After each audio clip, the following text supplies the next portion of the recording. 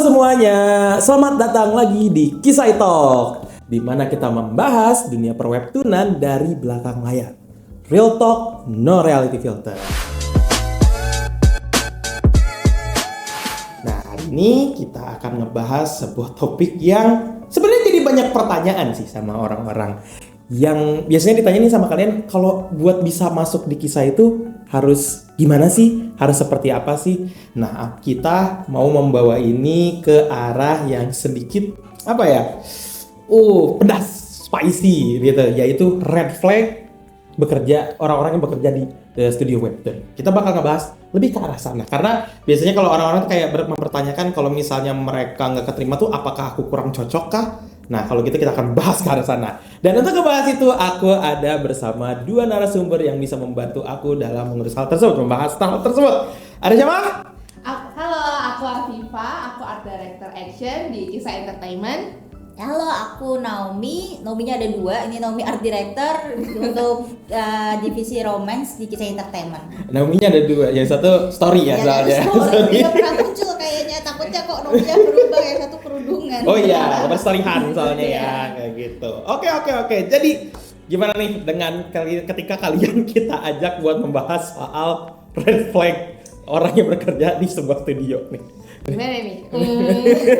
Flashback ya? Flashback ya. Sedikit kayak, waduh. Tapi karena memang ini jadi pertanyaan sama banyak para audiens kisah sih, para kisah entusias tuh kayak penasaran kayak kalau kerja di kisah itu sebenarnya tuh orang yang kayak gimana sih yang dicari sama kalian gitu. Tapi kan kalau nyebutin kayak kita nyari orang yang kayak begini kayaknya udah sering ya, kan kita kan oprek gitu ya, open recruitment gitu, udah ada syaratnya, ada rekrutmennya, job desk-nya apa juga udah ada. Tapi yang kadang-kadang tidak kita secara gamblang beberkan gitu bahwa alasan kenapa kita tidak menerima seseorang. Nah, makanya kita mau bahas hari ini. Bahasa kasarnya mah red flag gitu ya. Gitu lah intinya. Nah, kita akan ngebahas ke arah sana. Tapi sebelum kita masuk ke situ, kita agak sedikit kenalan dulu kali sama proses produksinya Kisah kayak gitu ya. Nah, tapi aku pengen tahu nih, kalian tuh sebenarnya ngapain sih sebagai art director di Kisah itu?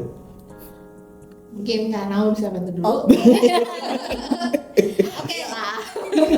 Oke, jadi art director itu tugasnya ngapain sih? Pertama tentu saja kita membantu proses pitching untuk meloloskan artis biar keterima. Juga kita menentukan standar kualitas. Jadi saat pitching kita menentukan mau ke arah mana stylenya, mau apa sesuai dengan permintaan klien dan genrenya atau enggak, sebelum akhirnya diberikan ke art editor dan juga produser.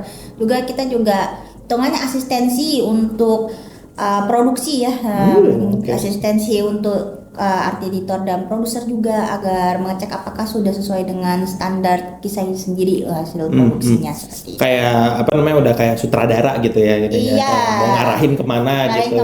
Jadi kalau misalnya nih art editor sama produser kayak Kak aku pengen bikin kesini, jadi yang mereview apakah ini possible dan sesuai dengan standar Kisah itu adalah aku dan Afifa gitu. Kalau nggak salah dengar juga katanya kalian ya kalau ada maunya klien apa kalian figuring out juga ya. Jadi kita kayak meramal ini sebenarnya klien maunya apa sih? Ini ya sama pasti kalau untuk menentukan standar kayak gitu berarti kalian harus banyak baca webtoon juga gak sih, kayak referensi gitu ya. Kalau boleh tahu udah baca berapa webtoon nih? Roughly-nya udah berapa baca webtoon? 1000 nyampe nggak gitu ya? 1000 judul. Kalau aku juga nggak nyampe segitu ya. Kalau 1000 kayaknya enggak, Tapi memang kalau aku pribadi aku udah membaca webtoon sejak awal webtoon itu ada nih, yang aku awal-awal masih di webtoon Indonesia dan itu tuh aku masih ngikutin. Jadi kayak mungkin setahun itu ada kali ya 20-an judul setiap tahun. Karena kan pasti tiap bulan ada tuh. Ada aja sih judul baru nih. Nggak mungkin kita baca semua kan, kadang kita kayak pilih juga mana yang bisa gitu jadi ya. referensi atau kalau aku bagi yang mau jadi referensi dan buat bacaan aku pribadi. Dan nggak semua judul tuh bisa sampai selesai. Iya benar. To be fair ya. To be fair. Oke, berarti sudah tahu kalian ngapain, sudah tahu juga referensi yang kalian gunakan juga dan segala macamnya.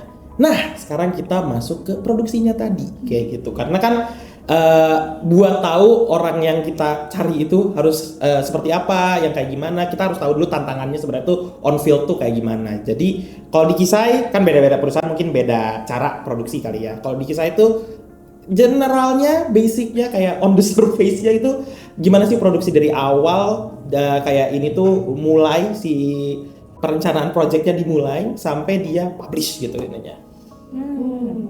Mungkin aku jelasin nanti Boleh. kalau ada kurang kan aku bisa nambahin. Jadi biasanya nih kita udah dapat klien nih. Klien itu memberikan project proposal ke kita, kita review. Terus habis itu biasanya nih kita udah punya istilahnya pool artis atau artis-artis yang memang punya art style yang sesuai dengan klien. Nah di sini sendiri art director berfungsi untuk memilih art style yang mana nih. Oh oke, kita misalnya ada 10 artis tapi nggak semuanya kan kita bakal kasih gitu. Biasanya mungkin 3 atau 4, terus habis itu kita ajukan nih ke klien. Jadi kayak nanti klien yang bakal wow ini oke nih, terus baru kita saring untuk tesnya dan semacamnya. Terus biasanya setelah dari tes sketsa gitu baru kita nih dari kita bakal ke base color, lalu ke shadingnya dan finishing dan sampai ke typesetnya. Nah sebelum kita mulai ke produksi ini biasanya kita punya benchmark dulu nih. Jadi benchmark itu adalah kayak sebenarnya dari project proposal ini kita translate lagi. Translate lagi? Iya, art style apa yang memang bakal cocok. Oke. Gaya, istilahnya projectnya ini ini ceritanya mungkin agak action atau agak sedikit horror, mungkin nggak habis itu kan kita bakal nyari nih judul-judul yang udah global yang udah rilis tuh apa aja nih. Nah itu baru kita jembatanin ke artis-artis untuk kita bisa nih arahin ke arah sini kayak gitu. Jadi kita nggak ngawang-ngawang banget gitu. Oke, tapi kalau gitu memang ada, kan tadi sempet bilang kayak trennya lagi ada apa kayak gitu ya. Berarti kalian emang misalnya si kliennya minta style X gitu, tapi menurut kalian ini kayaknya cocoknya ke style Y, itu ada aja pernah kayak gitu, momen kayak gitu? Ada juga, dan itu biasanya kita pasti diskusiin juga sama klien. Jadi kayak pasti klien punya pandangan sendiri juga, tapi kita juga ngelurusin bahwa sebenarnya trennya lagi kayak gini, dan sebenarnya untuk membantu mereka juga sebenarnya kan biar cepat booming dan semacamnya. Oke. Gitu. Mungkin kan awal ditambahin apa ya? Paling mungkin kalau ada beberapa klien yang memang udah mentok pintanya kayak gini, misalnya ngasih referensi, cuman kadang kalau menurut kita itu sudah tidak mengikuti tren, kita akan menambahkan benchmark lagi gitu, title yang populer. Jadi instead of kita benar-benar ganti apa yang diminta klien, kita gabungkan dengan style yang menurut kita emang lagi populer gitu. Tapi tentu saja itu dengan persetujuan klien ya, karena semua title itu tuh klien tuh udah punya pemikirannya mau ke arah mana gitu. Tapi ya sekali lagi kita kan pingin judul itu sukses dan bagus ya, tentu saja. Jadi kita di sini lebih ke arah memberikan saran. Dan maksudnya sebenarnya kalau kayak gitu klien oke-oke aja sih, karena emang yang kita propose itu tuh hitungannya kayak ya bener, emang harus seperti itu buat ngikutin. Udah ke arah sananya, udah kan kita kasih data juga kan ke mereka kan gitu kan. Oke. Nah, tadi aku lihat prosesnya ya, walaupun baru generalnya aja, tapi aku denger kayak klien gitu kan, terus ada kalian juga, berarti kan ada kalian juga yang ngefiltering, ngebenchmarking dari kualitasnya, pitchingnya. Terus tadi ada, baru dari situ kalian assign ke art editor atau ke produser kayak gitu. Ada banyak ya orang-orang yang terlibat gitu dalam satu project kayak gitu kan. Dan esensinya apa ya? Kayak si orang yang nanti kreator yang bekerja sama kita tuh akan ketemu kalian juga kan ininya. Kalau nggak salah bakal ketemu sama PM juga ya, project manager gitu kan, buat ngatur waktu dan segala macam. Berarti ada lumayan banyak nih prosesnya dan juga tektokannya kayak gitu. Nah, kalau aku nih ngelihatnya, berarti orang yang gabung di project kan harus bisa komunikasi kan sih, karena kan pasti kan ketemu sama orang. Cuman kalau dari versi kalian sendiri itu apa yang kadang-kadang para orang-orang yang mau kerja di studio itu sering nggak aware? Sebenarnya kerja di studio sama kerja sendiri tuh berbeda gitu kan. Ada kreator-kreator indie kan di luar sana, kan ada kreator webtoon, tapi misalnya mereka aku pengen kerja di studio, cobain gitu seperti itu. Nah, yang kerasa mereka suka nggak sadar tuh apa sih? Kalau dari aku ya, kalau sendiri tuh kan semuanya sendiri ya, jadi jadwal sendiri gitu, kayak mundur pun yang kena dampak dia sendiri gitu. Ya, Tapi betul. kalau ini kan kebetulan kan sistemnya kan per tim ya. Kalau misalnya sketch mundur ya berarti line art mundur dong. Kalau line art mundur, kalau sketch mundur, line art mundur pasti tentu aja colorisnya juga mundur dong, coloringnya juga mundur.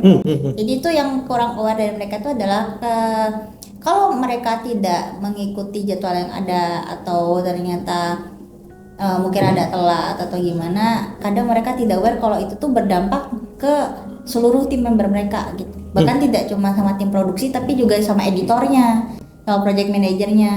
Karena kalau jadwal berubah, project manager harus adjust jadwal lagi. Kalau misalnya submitnya telat, art editornya mengerjakannya harus mundur lagi, yang mungkin mereka lembur menyelesaikan karena deadline kan tidak bisa. Kadang klien tidak bisa mundurin deadline-nya ya. Jadi yang seperti itu sih yang kurang aware kalau apa yang mereka lakukan itu berdampaknya nggak cuma sama diri mereka loh, tapi untuk seluruh tim member. Itu sih yang masih sering kelupaan kalau ini tuh kerja tim gitu. Emang kalau telat kenapa emangnya? Kalau kan bukannya bisa gitu ngobrol sama klien, oh ini agak telat nih, di delay gitu, dia bisa nggak untuk waktuku itu? Waduh. Sebenarnya klien sendiri juga tuh kadang punya klien lain. Oh, oke. Karena mereka istilahnya udah punya jadwal rilis. Iya, sama produser. Sama itu, dan itu nggak bisa kita undurin sih karena mereka juga biasanya nih ngepasin timing gitu loh.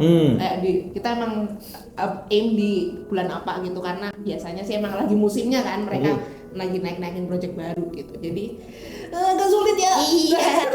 Tapi kalau misalnya kita nggak ada resiko nggak sih sebenarnya kalau kita nggak ngikutin demandnya mereka gitu, misalnya kayak kan emang ada target, ada ini dan segala macam, terus katakan misalnya telat gitu, nggak sesuai sama waktu gitu, ininya ada resiko yang kita hadapi nggak sih sebagai studio gitu? Bisa sih kliennya tidak mau sama kita lagi. Iya, mungkin Itu kita udah tidak harus bisa ya. bekerja sama dengan kita lagi ke depannya karena saya tidak langsung kan kepercayaannya kan berarti kan tidak ya apa namanya kita kecewakan lah istilahnya kurang lebih, padahal dari awal kan sudah dijelaskan juga target kita sebulan berapa dan target tayangnya kapan. Kadang dari awal klien sudah seperti itu dan tentu saja dari project manager sudah menyesuaikan jadwal sedemikian rupa agar bisa menepati deadline itu ya, target itu gitu. Nah ini mungkin pertanyaannya agak agak ini deh. Takut banget. Ada resiko dipotong nggak pembayaran kita tuh? Kalau kayak gitu tuh itu ya. Kalau ke artis sih enggak sih. Kalau ke artis enggak sih. Cuman sebenarnya yang lebih resiko lagi itu kalau mau jujur kepercayaan klien itu yang paling tinggi ya. Paling tinggi. Jadi gimana ya, mereka datang ke kita dengan kepercayaan proyek itu bakal lancar sama kita. Tapi kalau kita nggak bisa memegang tuh istilahnya kayak dari 100% bakal turun jadi 80, jadi turun lagi dan Lama-lama bisa dipotong nggak sih di tengah-tengah si projectnya? Bisa tidak dipotong langsung cut gitu, tapi mungkin total episodenya Dikurangi. berkurang. Kayak anjay ini lama banget misalnya kayak gitu, terus ya udahlah kayaknya nggak bisa, misalnya 40 chapter kalau gitu kita mundur jadi 30, bisa juga kayak gitu sih. Kalau risiko ke artisnya apa tuh kalau misalnya mereka kayak telat-telatan kayak gitu ini? Ya mau tidak mau kita akan berpikir 2 atau 3 kali untuk bekerja sama lagi nih ya, karena memang kita tentu saja ngelihat dulu ya kenapa dia pernah telatnya, alasannya apakah itu memang karena sakit atau memang karena ada urgent juga, misalnya ada keluarga yang ya amit-amit meninggal atau kayak gimana, kan pasti tetap ada, kita tetap memberikan waktu istirahat ya untuk yang seperti itu ya. Cuman kalau sebenarnya kalau telatnya karena ya telat terus tidak mengabari, itu sih tuh bener-bener yang kita akan kayaknya bisa itu next time ya kita pikirkan lagi. yang membuat berpikir ulangnya tuh waktu aja kah atau ada alasan lain kayak quality kayaknya berpengaruh juga nggak sih? Sebenarnya juga lebih ke kualitas dan motivasi ya. Motivasi. Iya. Jadi kan gimana kita kalau webtoon ngerjain mungkin bisa sampai 50 episode gitu. Betul. Mungkin awal-awal kita semangat banget nih 45 gitu, 10 episode bagus nih tiba-tiba. Oh ini reality checknya ini, ini reality checknya nih. Lama-lama kayak tuh kak kayaknya I see. Karena apa ya webtoon bukan buat semua orang gitu lah ya, kalau kayak klasiknya. Aku dari kemarin sih ngomongnya gitu ya, kalau ketemu orang webtoon tuh bukan buat semua orang, karena emang esensinya harus passionate ya, harus mau, karena apa ya? Yang aku lihat ya sebagai bukan tim produksi gitu. Kalian kayaknya gambar karakter yang sama mulu sampai berepisode-episode berpanel-panel capek juga gak sih? Iya. Kayak gitu itu ya. Satu project bisa setahun 2 tahun gitu. Titik jenuh pasti tetap ada ya, Titik jenuh tapi pasti ada. kayak bagaimanapun kan yang dilihat profesionalitasnya ya, kayak kita bekerja sama dengan artis itu dengan harapan artisnya paham resikonya seperti apa. Walaupun memang artis itu gampang bosen ya, kalau boleh jujur kayak gambarnya ini terus gitu, tapi kan memang tanggung jawab ya, yang dari awal yang harusnya bisa dipahami juga, karena sekali lagi kita bekerja sama punya menaruh kepercayaan dan mereka dari awal juga kita bekerja sama sudah kita jelaskan resikonya apa, mungkin tidak resiko sih kayak dampak terkesan negatif, tapi lebih ke arah kedepannya kamu gimana sih, proyek ini berapa lama juga harusnya sudah dijelaskan juga, dan kendala-kendalanya kayak gimana. Jadi harusnya kalau memang artis itu mendaftar ke kita dan bersedia dari awal itu mereka sudah tahu apa yang harus dihadapi gitu ya ini ya. Harus mau komitmen ya. Komitmen. Harus mau komit seperti itu. Kalau yang dari tadi nih aku denger ya dari penjelasan kalian, aku kan agak mancing-mancing nih dari tadi kan pertanyaannya kan. Cuman kalau dari yang aku tangkap dari kalian tidak pernah kayak ngomong soal kualitas, tapi kalian benar-benar fokusnya tuh orangnya bisa dari profesional nggak, orangnya bisa konsisten nggak kayak gitu. Berarti Kisah nggak nyari kualitas kah, emang nyari orang yang stabil kah atau gimana nih maksudnya? Kayak pertanyaannya pilih ginjal kanan atau kiri? Gak bisa dijawab itu. Iya benar juga. Iya, jadi kita nggak bisa bohong, kita cari kualitas gitu. Okay. Tapi juga kita nggak bisa bilang kalau kita nggak nyari kestabil itu. Oke. Itu kita cari berusaha untuk menyeimbangkan keduanya. Nah, kalau yang aku tahu nih ya, kan aku kan ngurusin HR juga ya, dan beberapa kali tuh kalau kita lagi rekrutmen tuh biasanya suka ada ini ada satu artis yang dia bagus banget nih, tapi ternyata waktu berjalan beberapa episode mundurin diri kayak gitu. Ada tuh yang kasus kayak gitu kan ininya. Berarti kalau aku boleh simpulin nih ya ininya, kan kalau skill set kualitas mungkin kelihatan kali ya dari tes, kelihatan dari portofolio. Terus kan kalian juga kan tadi bilang kan kalau dia semangat di awal kayak gitu kan ininya. Kalau aku ya nyimpulannya berarti emang skill tuh bukan kayak yang nilai jual seseorang gitu ya kalau di webtoon gitu kan ininya. Benar nggak kalau aku ngomong kayak gitu ya? Kalau 50-50 gak sih? Benar-benar tetap 50-50 ya. Tapi kalau misalnya aku merasa saya ada 2 artis nih dengan kemampuan yang hampir sama, tapi yang biasa, yang misalnya yang kedua nih agak sedikit beda sama yang pertama gitu, yang paling kita ajukan gitu. Tapi secara profesionalitas, secara kayak dia lebih termotivasi, lebih bisa kerja tim, pasti aku bakal consider yang bisa kerja tim sih. Karena percuma lo pinter banget tapi habis itu dia drag down the entire team, nggak bisa. Iya, itu mengorbankan banyak banget gitu. Paling juga kita melihatnya kalau misalnya secara skill mungkin saat ini dia maksudnya masih biasa aja gitu ya, bukan yang bagus banget gitu. Kita juga ngelihat potensi kedepannya apakah dia bisa kita kembangkan skillnya juga atau enggak, karena kan kita juga mengajarkan ya.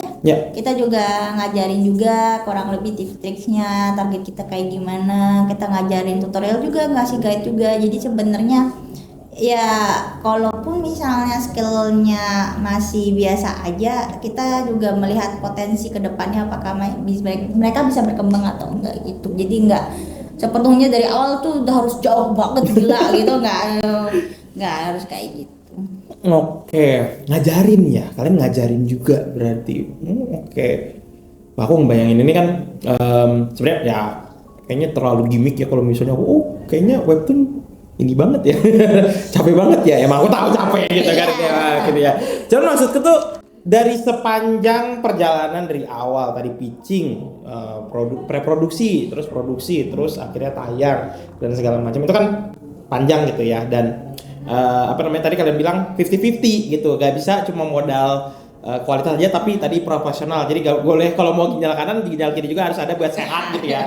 Kayak gitu. Ya kalau diomongin bisa berjalan mah ya bisa berjalan gitu, tapi sehat enggak tanda tanya gitu ya, seperti itu. Nah, kan aku tahu nih kalau misalnya kalau di Kisah itu satu project itu yang pegang kan ada banyak ya. Ini ada beberapa bagian gitu kan ini ya. Tadi kan kalau yang secara internal kita kan ada kalian, ada sebagai AD, ada juga PM tadi, terus ada produser, ada editor. Well, technically tim aku juga. Aku kan ngurusin tim support ya, ya kan bantuin kalian supporting rekrutmen, terus juga pembayaran invoice dan segala macam. Tapi kalau misalnya untuk di freelancer, karena kan kita kan mostly kreator kita kan freelancer kayak gitu. Biasanya komposisi dalam satu project tuh paling umum gitu. Biasanya ada apa aja? Kalau boleh tahu. 10 sih kurang lebih biasanya, tergantung. Oke, ini aku beneran. Bentar. Enggak, 10 itu udah termasuk in-house kita atau? Iya, termasuk in-house. Oh, oke. Sorry. Bentar. Ngomongnya kan satu project. Oke. Kalau main team membernya tetap saja 4 ya. Oke. 4. Main artis, terus ada line art artis, terus ada base shading sama finishing. Oke. Itu 4 komposisi utama ininya. Main artisnya, gitu. Kayak main team membernya gitu. Nah, sekarang aku tahu bahwa ada eksistensi role lain kayak monster artist tuh kalau nggak salah ada ya monster artist. Ada body artist juga. Kadang body artist ada. Jadi kayak untuk kebutuhan project. Lagi kita menyesuaikan kebutuhan ya. Jadi ada yang kayaknya kita sekali lagi deadline nih, wah kayaknya nggak bisa atau artisnya ada problem gitu, akhirnya kita minta bantuan orang buat gambar badan gitu. Nah itu aku denger kan waduh reaksinya aku denger tuh soal si body sketch artist ya, body sketch artist. Kenapa role itu muncul kalau boleh tahu? Kadang ada project-project yang memang deadline-nya itu bukan deadline ya, lebih ke mereka udah punya jadwal rilis yang ternyata terlalu dekat nih sama produksi awal kita. Yang mana itu cukup berbahaya. Kalau misalnya kita paksakan banget nih, nanti artis-artisnya bakal capek banget karena job desk-nya mereka harus kerja kebut dan cepat gitu, dan untuk minimalisir si revisi dan lain-lain.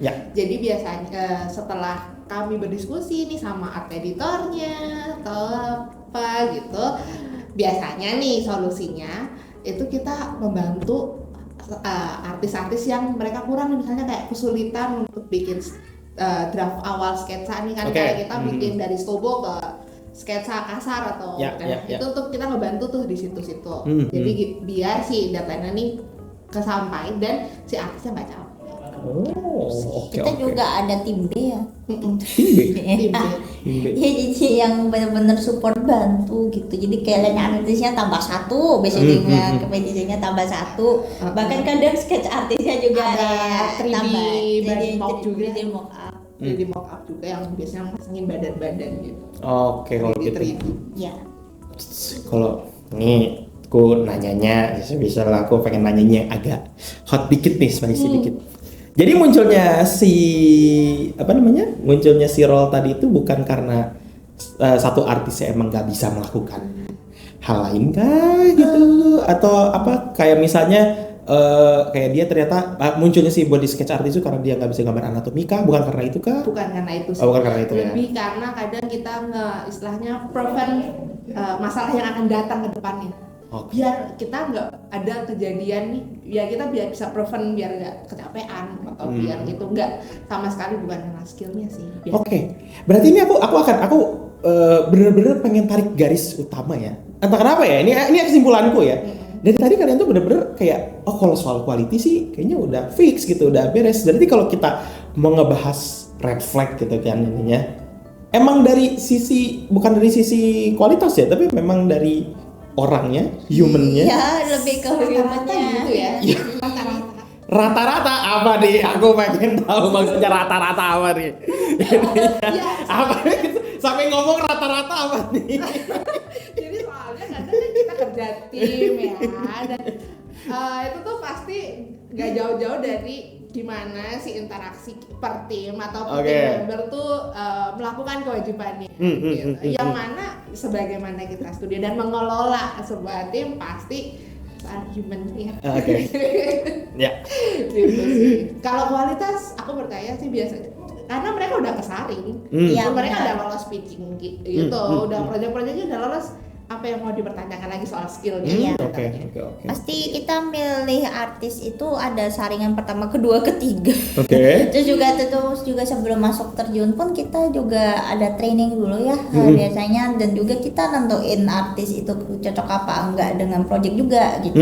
Jadi sebenarnya secara skill sekali lagi mungkin di awal mungkin biasa, tapi biasanya kita pilih itu yang memang kelihatan punya potensi akan berkembang juga gitu. Oke. Nah, kalau mostly memang benar seperti Afifa bilang, secara manusianya ya kayak yang pasti kita menghindari orang yang suka hilang-hilangan.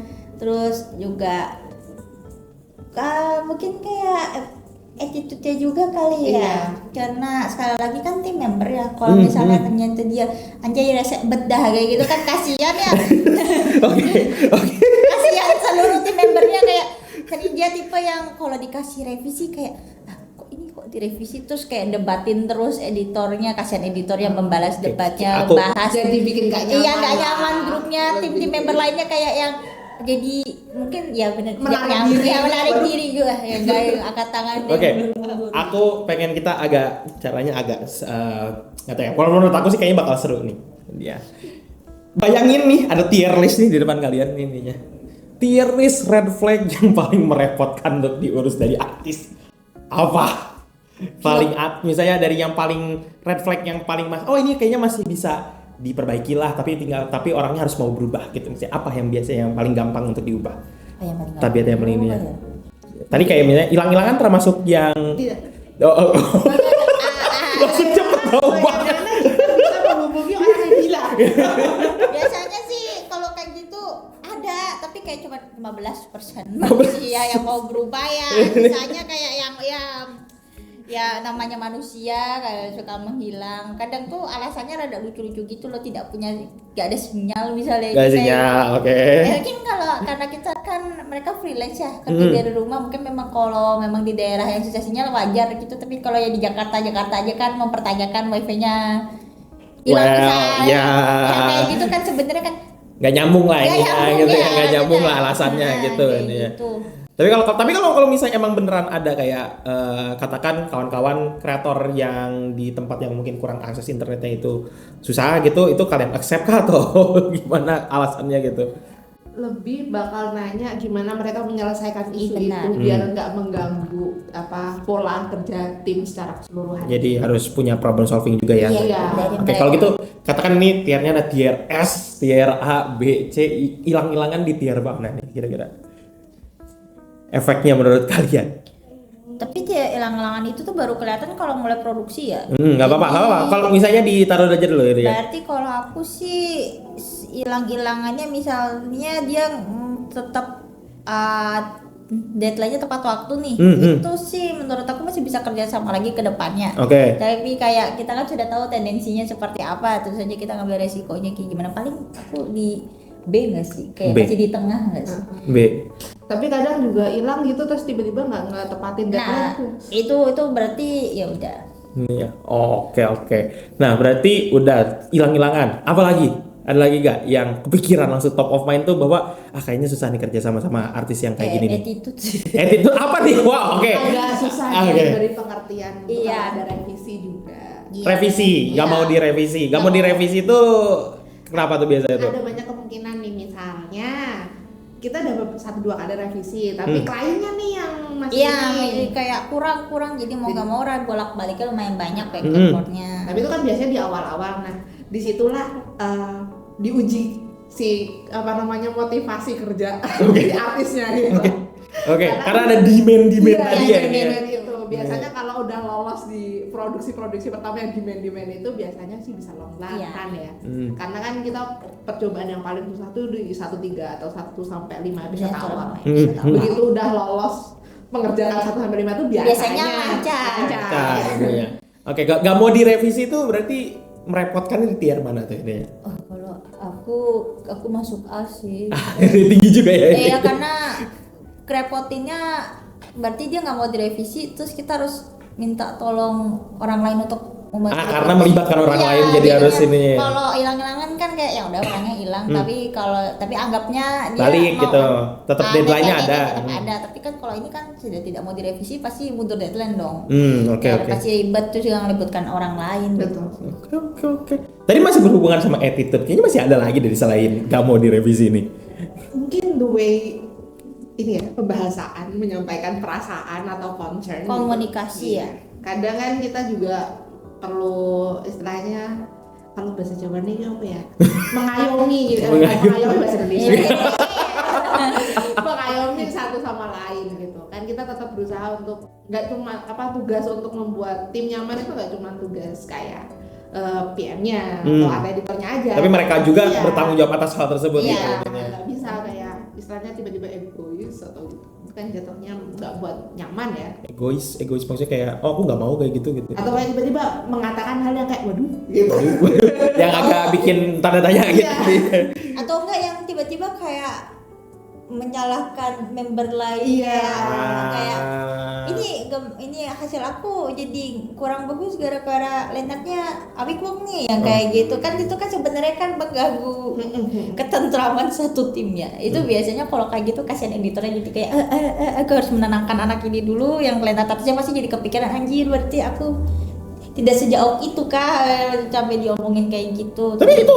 Tapi kalau misalnya ternyata beneran si line artisnya emang kurang gitu misalnya, ini aku tidak mengarah ke line artis manapun, tapi maksudnya kayak penasaran aja pakai contoh tadi gitu. Tapi ternyata iya betul gitu. Itu gimana itunya? Biasanya kayak gitu jarang sih, karena kalau tadi udah ke filter tadi ya, udah ke filter karena tadi ya. pasti kita melanjut next stage itu tuh dengan ACC klien. Ada ACC kita juga. Jadi nggak mungkin lah harusnya alasan seperti itu. Iya.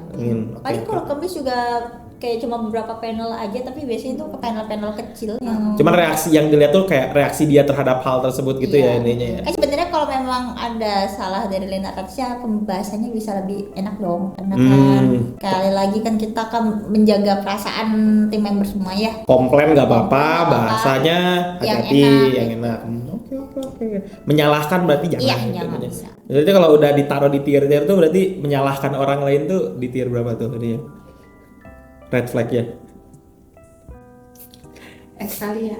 Langsung S. Soalnya sekali lagi itu bisa aja dampaknya lebih banyak ke tim member yang disalahkan itu sih, atau mungkin kayak jadinya kayak bisa aja nanti si tim member ini kayak ternyata aku tidak sejago itu, terus kayak ya sudah aku adius semuanya, yang kayak gitu kan kita juga repot yang kayak gitu. Dampaknya ke depannya sih itu soalnya kita makanya taruh di S. Taruh di S berarti memang kalau udah kalau bisa disimpulin gitu, apapun yang mempengaruhi tim member lain tuh udah S lah gitu, red flag S gitu ya. Tapi kalau boleh tahu nih, hal-hal kayak gini tuh ketahuan nggak sih di interview gitu? Enggak. Kalau aku sih enggak. Karena sejauh ini aku enggak. Ini ya. Ada sih yang kayak kita kan ada pertanyaan, jadi gimana pendapat kamu kalau kita revisi gitu. Kadang ada beberapa yang saya sih sebenarnya ngerasa gambar saya sudah bagus, jadi saya sebenarnya revisi ada kayak gambar saya merasa skill saya sudah mampu, jadi saya ngerasanya revisi itu kadang tidak perlu ya. Kalau udah sampai ke arah situ kayak berarti ini orang susah dong kalau kita kerja sama, karena sekali lagi revisi itu pasti ada gitu, nggak cuman di webtoon, tapi kan di animasi pun di semua yang industri kreatif itu pasti ada revisi permintaan dari klien seperti apa kan. Kalau dari awal saja sudah terlihat penolakan seperti itu, biasanya aku tidak, terima kasih. Karena apa namanya kalau bahasanya kesempurnaan hanya milik Tuhan. Iya. Milik Allah. Kayak gitu ininya. Oke, berarti memang ada tetap kalau udah kedetek biasanya emang udah mendingan mundur gitu ya. Berarti ya kayak gitu. Oke. Apalagi nih yang kayak kebayang gitu kepikiran. Aku sebenarnya ada satu sih ininya yang tadi kalau apa namanya tuh delay-delayan tuh, kayak dia suka telat-telatan kayak gitu. Tapi katakan hasilnya bagus lah gitu, kualitas mah bagus terjaga gitu. Tapi dia suka telat-telatan kayak gitu. Itu kalau dari kalian sendiri, kalau kayaknya kalau PM kayak S tier ya gitu ini ya. Kalau kalian nih dari Ade itu kalau telat-telatan tuh merepotkan di segi kayak gimana tuh ininya? dilihat dari telatnya dulu nggak sih berapa lama kalau kita. Tapi aku pribadi juga nggak pengen itu menjadikan kebiasaan ya gitu. Mungkin sekali 2 kali aku mungkin masih kira nggak apa-apa gitu, selama nggak terlalu berpengaruh gitu. Tapi kalau sudah menjadi pola gitu kayaknya perlu dikonsider sih. Konsider ininya. Biasanya menurut kalian tuh yang biasanya bikin si artis tuh telat tuh delay gitu tuh apa? Dari pengalaman kalian? Kualitas ya bukan dari kesulitan episode itu juga. Jadi kayak kalau misalnya kalau di romance kayak lagi ballroom party itu kan move-nya banyak. Itu biasanya kita udah ini kayaknya rada telat nih, tapi dari kita biasanya dari awal udah ngomong sama project manager, ini move-nya banyak, kayaknya kita harus nyiapin udah preventif waktu. ya Biasanya preventif. kita udah ngelihat itu, tentunya kita juga ngecekin storyboardnya dong, kita memperkirakan ini bakal lama apa enggak. Mungkin di action juga kalau lagi perang biasanya kan itu keroyokan tuh. Iya keroyokan. Kita ngomongnya kalau mau banyak keroyokan ya. Jadi kalau kayak gitu biasanya kita juga udah ini kayaknya kita harus nambahin. Oke, berarti misalnya kan kalau udah ada ekspektasi yang lebih, kalian atur sudah untuk ada lebihan waktu lah. Nah, misalnya udah ada lebihan waktu seperti itu masih delay gitu, masih telat gitu dari artis saya. Apakah itu termasuk red flag kah ininya?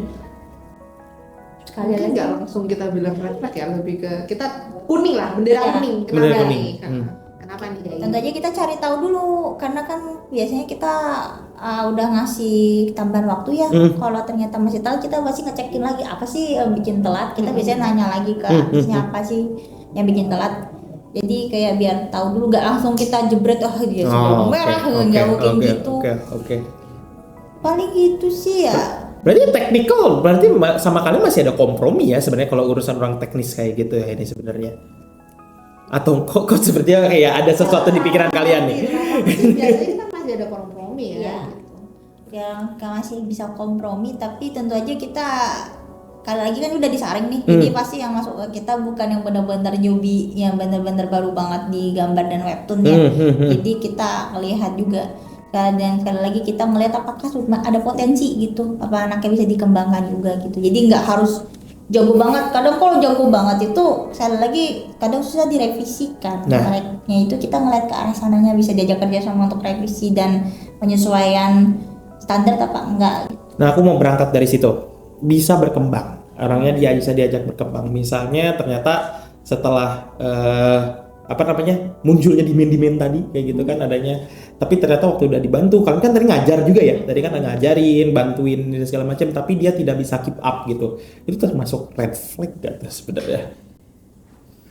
Kalau aku sih iya ya, karena gimana pun juga kalau misalnya kita ngajarin terus itu bakal melelahkan buat istilahnya tim member lain atau dengan art editornya sendiri gitu. Jadi kalau aku pribadi biasanya sih bakal melihat nih sampai titik mana gitu, sampai kayaknya dia udah dalam titik jenuh untuk improve misalnya dalam hal itu, aku pasti bakal consider ini kita akan kualitasnya akan gini-gini terus atau mau dinaikin.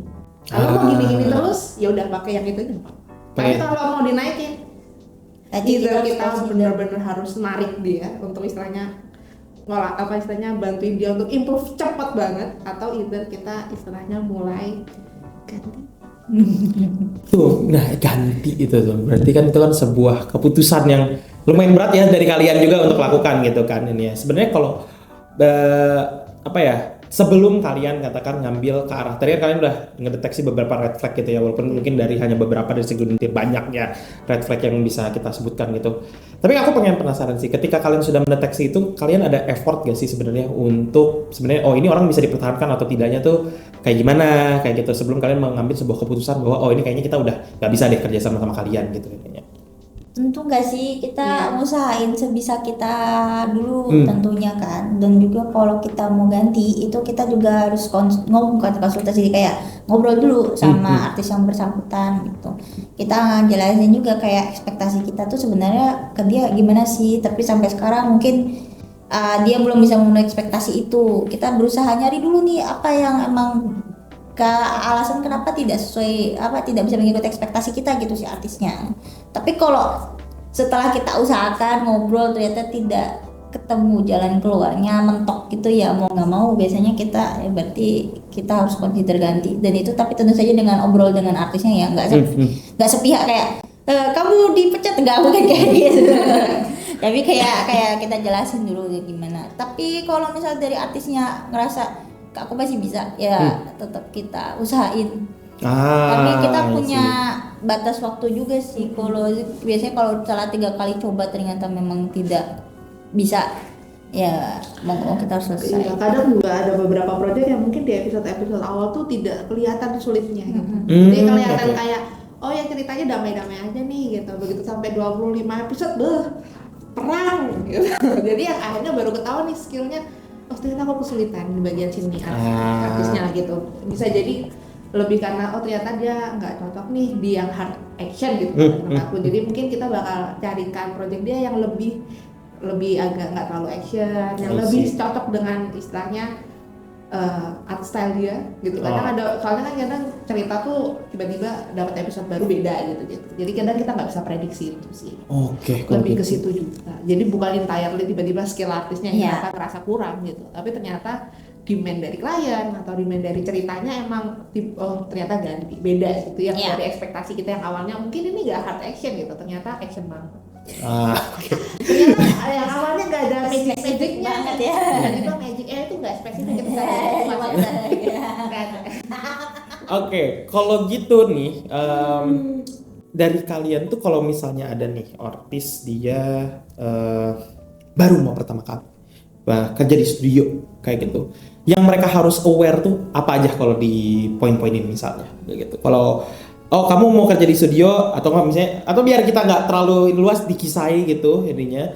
Sebenarnya dari yang tadi kan kita udah meng-lay out beberapa red flag tadi kan ininya. Ya satu, jangan lakukan itu. Jangan seperti itu ininya ya. Tapi kalau dari kalian sendiri sebenarnya kayak ada hal yang spesifik nggak di luar teknis misalnya kayak gitu. Kalau mau kerja sama kita gitu ininya. Komitmen manajemen waktu itu.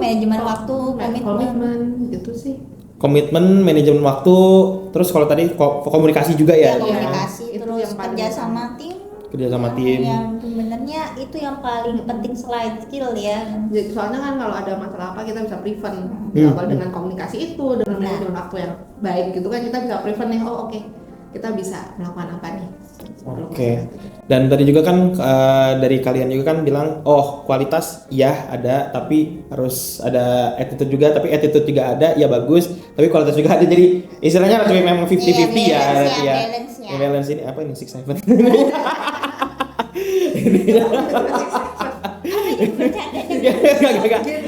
Aku sedang mencoba memproses jokesnya Gen Z sekarang ini juga. Jadi memang harus tetap imbang ya, harus tetap ya kualitas ada. Tapi kalau kualitas mungkin memang kita lihatnya dari portofolio yang masuk, terus juga udah dicek dari tes juga. Tapi biasanya yang memang agak sulit kedetek di ujung itu setelah udah mulai kerjasama itu adalah soal attitude tadi ya. Karena mungkin dari sisi merekanya juga bahkan kadang-kadang kayaknya nggak tahu deh. Aku tuh itu beberapa kasus yang aku temui bahwa aku bisa di awal, tapi ternyata waktu menjalankannya ternyata mereka ini kurang gitu. Cuman memang yang tadi aku agak pengen garis bawahin, kadang-kadang tuh manusia itu kan yang ini aku so tahu psikolog banget ya, tapi nggak apa-apa lah. Kadang-kadang mereka kan nggak pengen salah gitu ya. Kita masa siapa sih yang pengen salah gitu kan ininya, defensif kayak gitu mungkin. Aku nggak kayak gitu ininya. Tapi gimana mereka mungkin nge-tackle hal tersebut secara profesional kali ya. Jadi tadi dari pemilihan bahasanya harus dari mau berkembangnya juga kayak gitu. Kalau ini mungkin aku sedikit mau ngomong juga karena ini sebenarnya sempat ditanyain, tapi kayaknya menurut aku bukan sebuah red flag. Itu soal pembayaran. Ininya ya. Soal pembayaran kan kadang-kadang orang-orang tuh waktu ini interview udah lolos kayak gitu, tapi waktu dikasih pembayaran kayaknya nggak cocok kayak gitu ininya. Kalau aku sebagai orang yang membantu operasional kantor, ininya itu sebenarnya nggak masalah ya, namanya juga cocok-cocokan ya. Dan memang semua proses yang tadi juga sebenarnya cocok-cocokan juga ya. Cuman bagaimana mereka menyikapi hal tersebut, karena kan cocok sama Kisai belum tentu mungkin cocok sama timnya, bisa jadi juga gitu, atau enggak tadi misalnya ada tidak cocok sama yang apa gitu, karena balik lagi yang namanya kerjasama kan kita baru tahu setelah dijalankan juga ya, kalau yang aku pahami seperti itu. Mungkin ada kayak apa ya namanya, kalau aku boleh tanya sebagai closing statement ya dari kalian gitu, kalian tuh ada harapan nggak sih buat para kreator-kreator webtoon kedepannya tuh pengennya tuh kayak apa ya, pengen pursue apa sih dari para kreator webtoon di lokal kita kayak gitu? Apa ya, paling pengen semua kreator webtoon itu tuh tahu kalau kualitas itu akan selalu naik ya ke depannya. Jadi emang berharapnya mindsetnya itu adalah kita berkembang bersama gitu loh, mengikuti yang ada. Jadi berharapnya jangan hanya puas dengan apa yang dipunya sekarang, karena sekali lagi ilmu kayak dunia kreatif itu selalu berkembang gitu. Kita kalau stuck di situ aja tuh yang rugi kita sendiri. Makanya kalau dari kita sendiri itu makanya kita selalu berusaha mindsetnya ngajarin gitu, biar mau berkembang bersama, biar tidak puas hanya dengan standar yang sekarang. I see. Kalau Viva ada nggak? Sama sih, karena kan ya itu sih kita udah kayak global banget ya. Ya. Saingan kita nggak cuma di lokal aja nih. Betul. Iya, di seluruh dunia. Jadi makanya kayak dengan kayak mungkin join ke studio atau dengan kerjasama tim itu at least bisa meringankan beban gimana kita naikin kualitas itu, karena kan tangannya banyak ya. Dengan harapan itu tuh bisa bantuin kayak ini kita akhirnya bisa bersaing lah kasarnya dengan pasar global dunia kreatif yang mana cepet banget sekarang. Itu sih Berkembangnya kayak gitu ya, mau beradaptasi mau berkembang gitu ya. Iya. Keren banget kalau gitu. Wah, thank you banget nih dari kakak-kakak berdua ini. Jadi apa ya? Aku pun jujur ya, ini kita kan kerjasama tapi aku ngurusin non produksi ya. Jadi aku beberapa hal dari ini juga baru aware juga bahwa memang harus seimbang gitu ya, kualitas sama juga dari segi humannya lah ya katakan. Kalau mau profesional di studio katakan seperti itu. Jadi gitu guys ya, buat kalian yang kemarin sempat bertanya-tanya gimana sih sebenarnya yang dicari sama Kisai gitu. Jadi ada beberapa informasi yang mungkin baru kita tadi bisa dapat ilmu dari para ade ini di sini.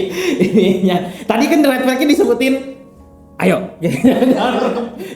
jangan dilakukan ini, jangan dilakukan kayak gitu ya. Nanti kalau misalnya kalian penasaran, kalau kayak gini gimana, kalau kayak gini gimana, nanti boleh banget ditanyain aja di sosmed kita nanti mungkin dari tim BNM bisa buka tuh di story kalau mau ada pertanyaan-pertanyaan lebih lanjut, nanti aku mungkin bakal nanyain ke kalian. Aku ngomong nanti udah berapa kali tadi. Ya sudahlah kalau begitu. Sekali lagi thank you, ketemu lagi kita di Kisai Talk berikutnya. Kita akan membahas lagi banyak hal terkait industri webtoon dan juga dari Kisai sendiri dari belakang layar, no reality filter ya ininya, sebenarnya real talk no reality filter. Bye bye.